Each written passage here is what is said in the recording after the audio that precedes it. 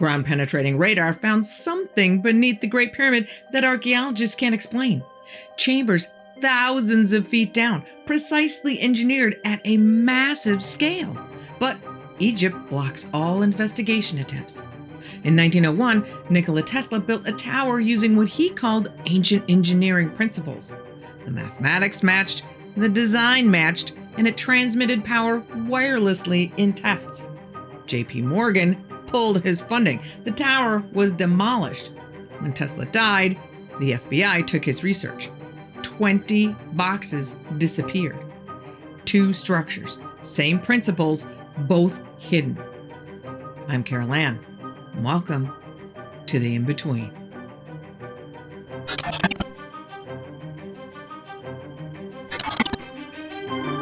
He who has the power has the power.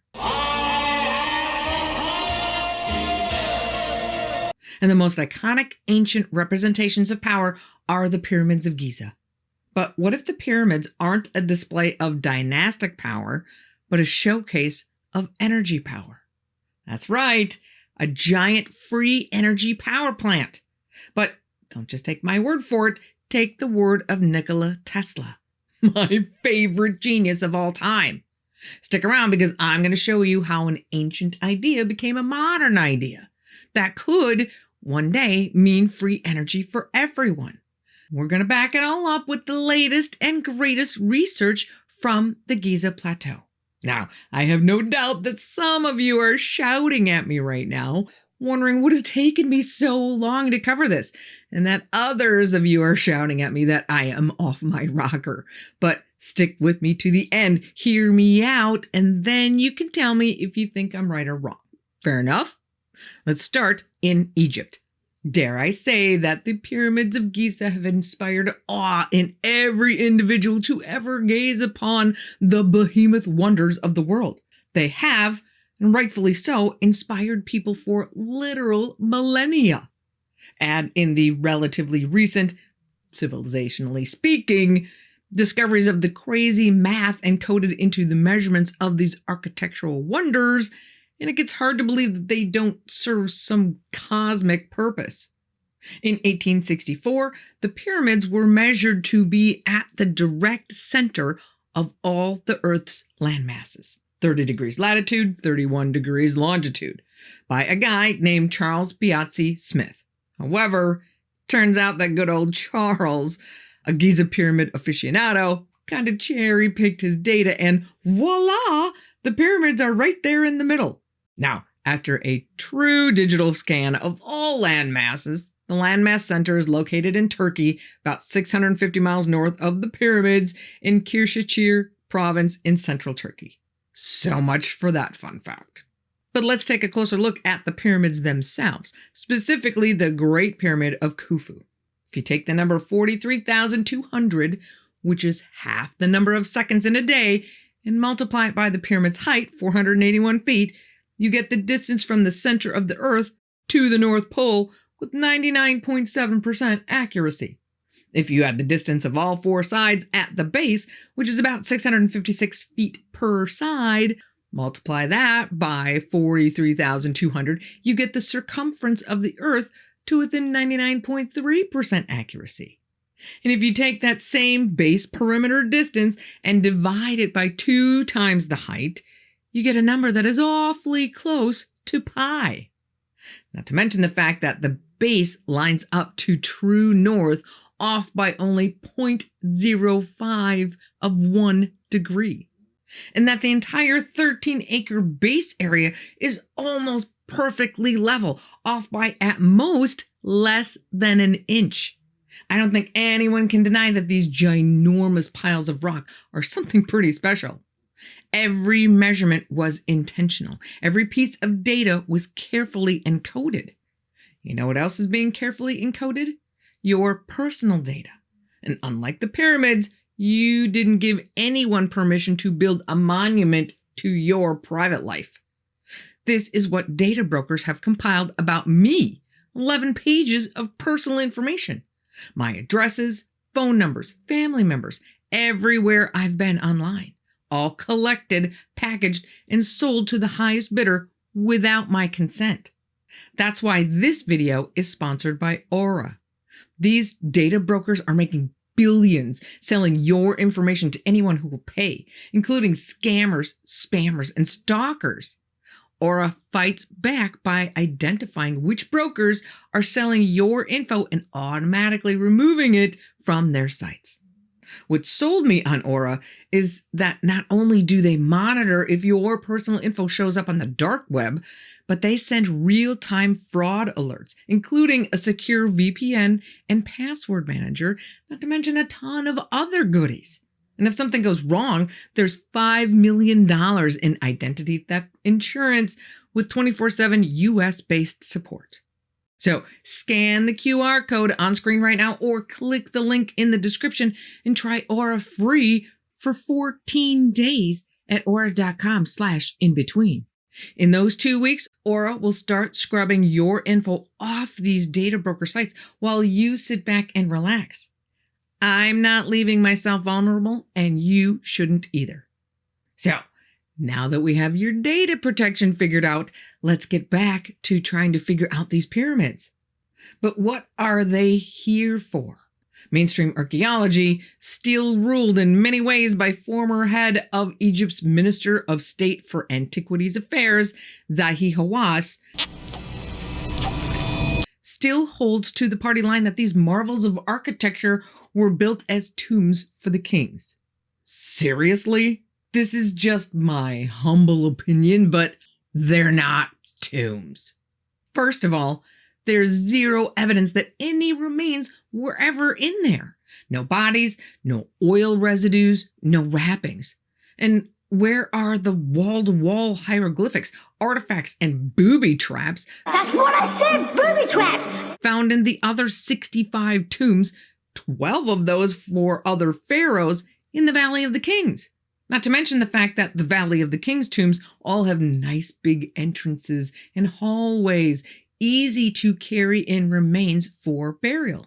But the hallways and chambers in Khufu's pyramid are super cramped, like hallways that are 3 by 3 and slanted. Not the sense of grandeur and veneration the Egyptians are known for showering on their kings. Just getting a body in there would have been a nightmare. You would have to lower the body down or pull the body up with rope and pulleys. Not the most dignified end for a king. Not to mention the odd shafts and chambers that seem to serve no burial purpose whatsoever. If you're going to build something that magnificent, wouldn't you make sure that every block has a purpose? And let's talk about those blocks. The exterior was covered in white Tura limestone, and inside there's lots of rose granite, both of which are considered high-grade stones and are found in tombs all over. But the core stones in the Giza pyramids are made from something called nummulitic limestone, which is a good stone, just more like an everyday stone. Nothing special. If you built this gigantic tomb for your king, would you build the interior where your king's body is going to be lying in repose while his soul ascends to the heavens to join the eternal stars as a god out of anything less than the very best? I would hope not. So if these things aren't tombs, what are they? The Khufu pyramid as a power plant is an idea that's been floating in the collective ether for decades. But thanks to one Christopher Dunn, we now have the logistics to go with the abstract theory. Dunn has actually written 3 books and an update on how these giant piles of rock could have actually delivered power to the Nile Valley. Of course, the biggest question is probably, what would they have needed power for? Well, number 1, how about lights? That's kind of a biggie. But they also may have used power for everything from electromagnetic levitation to move those huge stones to something as simple as healing and food preservation. And I think I need to just interject something else here. Many people only think in terms of what Egypt was like when the experts, I'm not a scientist, say the pyramids were built around 4,500 years ago, a number they got from carbon dating organic material found in mortar that has been found in a few spots in the interior of the pyramid. And at that time, the Egyptians were too primitive to have needed electricity for anything. Okay, solid reasoning. However, did you ever notice that the three Giza pyramids don't exactly line up with each other? They're just a little off, which is surprising given that they can come within 3 arc minutes of true north. I would think that same level of precision would carry over to their locations as well, but it doesn't. Well, the three pyramids may not line up with each other, but they do line up with something else, the constellation of Orion. The placement of the three pyramids lines up almost precisely with the 3 stars of Orion's belt, matching both the relative brightness and size and the exact angle of Orion's belt in the pre-dawn sky as seen from Giza. But not the Giza sky of today. The Giza sky of 10,500 BC, long before the 2,500 BC date that mainstream archaeology gives for construction. That would make them built before the flood days of the Younger Dryas. And keep this in mind. If we got hit by a planet-killer asteroid tomorrow, most of what we have built on this planet would be gone in 10,000 years, with very few traces left of us having ever been here. Manhattan becomes a dense forest in just 500 years. One exception is Mount Rushmore. Can you imagine being from another planet and popping down to Earth's surface in, say, 100,000 years to take a gander and seeing these faces on a random mountain with nothing else around? How weird would that be? My point is that 12,500 years ago, there very well could have been another civilization, one that did use energy for daily living and built the pyramids as the power plants to cover their needs. But they were wiped out in the Younger Dryas floods. My favorite argument from mainstream Egyptologists and archaeologists, like our friend Zahi Hawass, against the Great Pyramid power plant theory is highlighting the complete absence of any wiring, conductors, outlets, or distribution infrastructure. Physical traces that they say would be expected for an electrical system. But that's the point, isn't it? It's wireless. You're not going to see the standard telephone poles we see today. If this theory is correct, the infrastructure to channel this energy to the masses is the, in most cases, still standing obelisks dotting the Nile Valley that acted as receivers of the energy, which could be distributed from there. But does it work? Well, lots of people think it did. Christopher Dunn has spelled out the entire process in his books, but let me give you the Cliff Notes version for people like me who are sometimes a little physics challenged. You know, I consider myself to be a pretty smart cookie, but for some reason, I just have a mental block when it comes to how electricity works. I guess I just haven't dug deep enough yet, but I managed to work my way through this fairly complicated process, and it's pretty dang amazing. Now, forgive me if I make this too simple for some people, but I just want to make sure everyone is tracking with me here.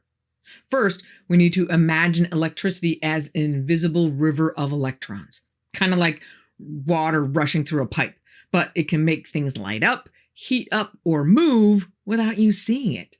So the trick is in creating that river. Now, way down under the pyramid is an aquifer. The water running through that space is sloshing around due to the Earth's interior movement and the back and forth of tidal forces. That movement creates sound waves almost like a heartbeat, a steady pulsing. Directly under the base of the pyramid is a chamber whose job it is to collect those pulsing thumps and amplify them. Those amplified sound waves then travel up through the granite stone to the Queen's chamber right above it.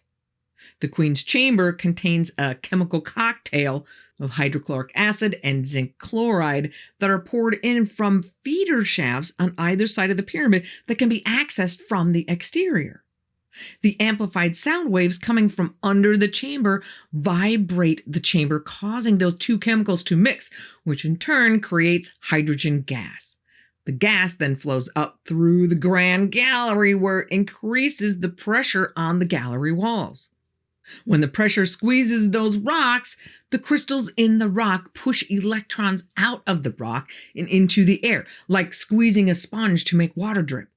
At the same time, just like blowing air over a bottle, the hydrogen gas rushing through the gallery creates a hum, F sharp to be exact.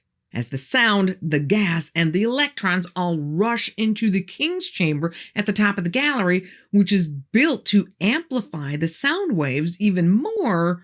The sound waves from that hum organized the hydrogen gas molecules, which then herd all of the loose electrons into one giant, orderly wave instead of letting them scatter everywhere.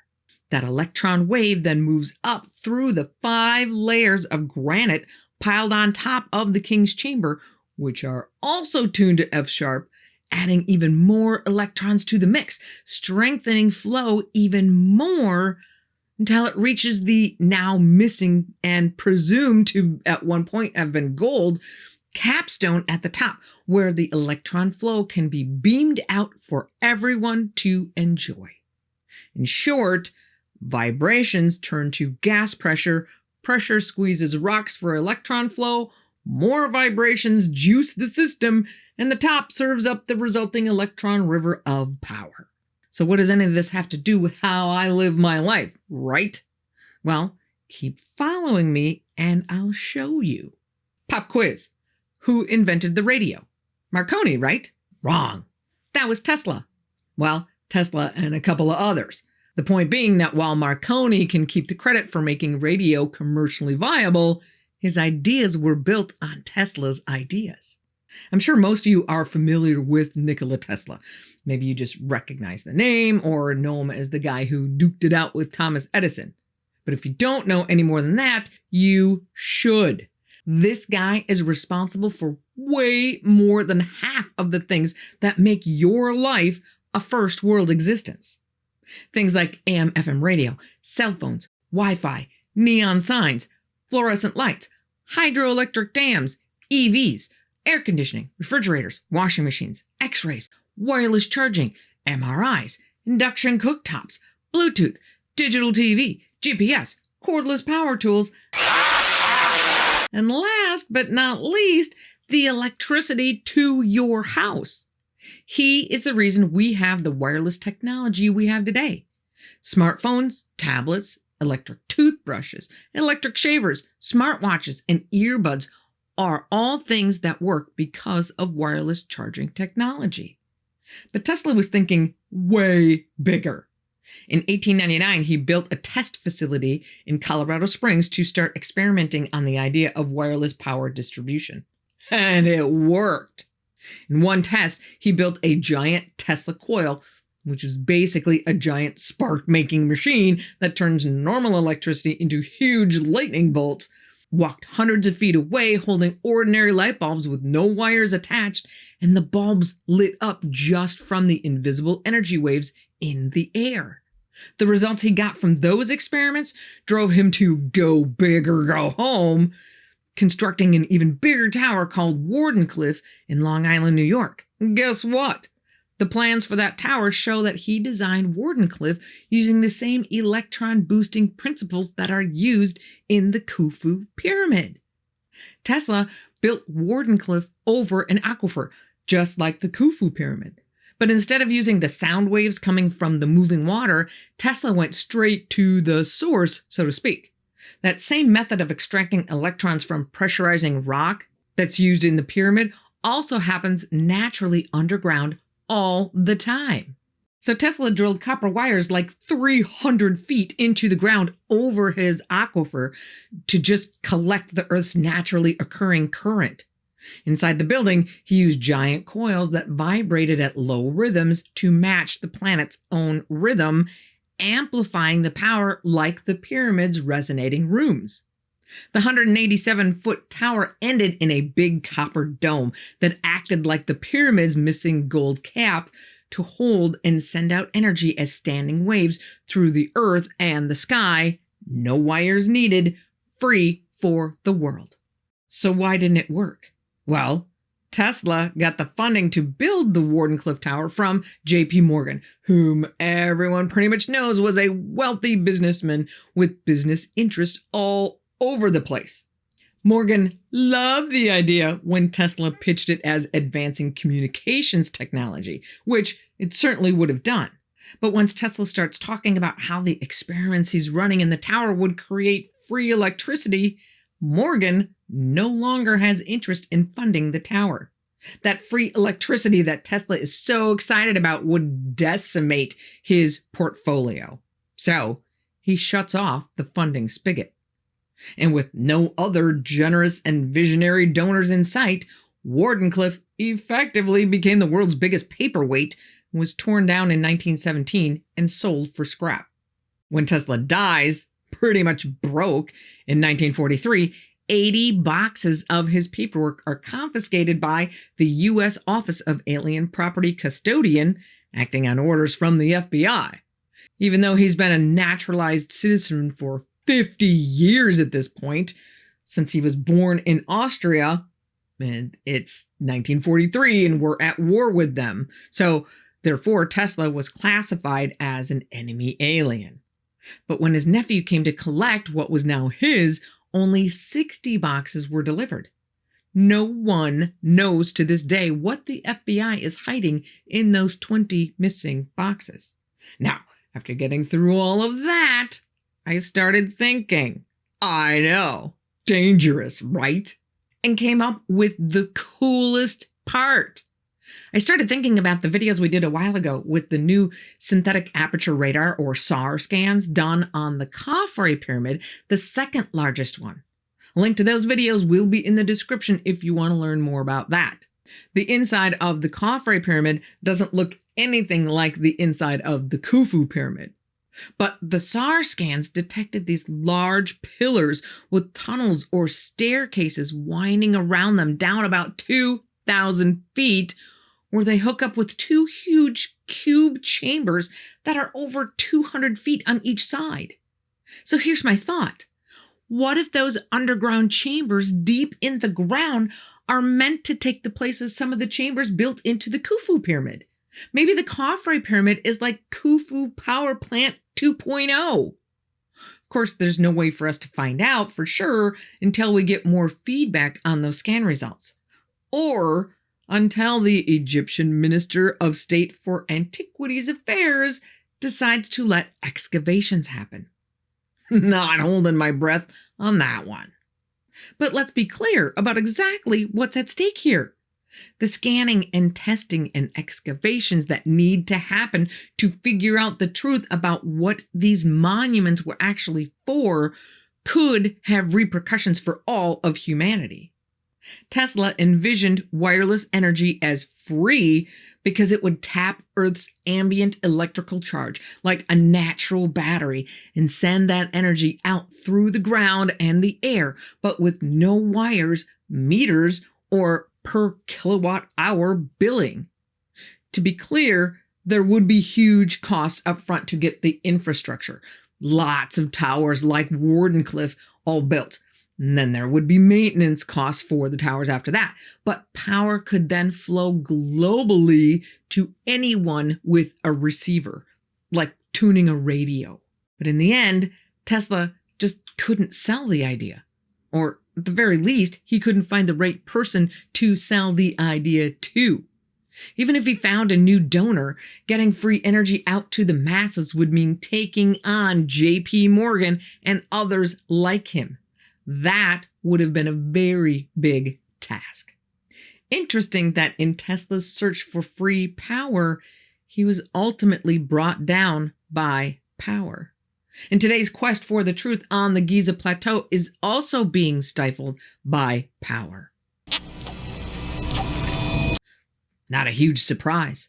Every time someone comes up with a new breakthrough idea of how to generate limitless power, somehow they just fade away into obscurity. Because they know he who has the power has the power. I know I got a little tinfoil hat at the end of that one, but it's hard not to. Sometimes you just have to look past the matrix and acknowledge what is staring you right in the face. If you would like to break out of the matrix even further, go ahead and watch this one. It will blow a hole right through it. Be careful out there. And I will see you here again on the In Between.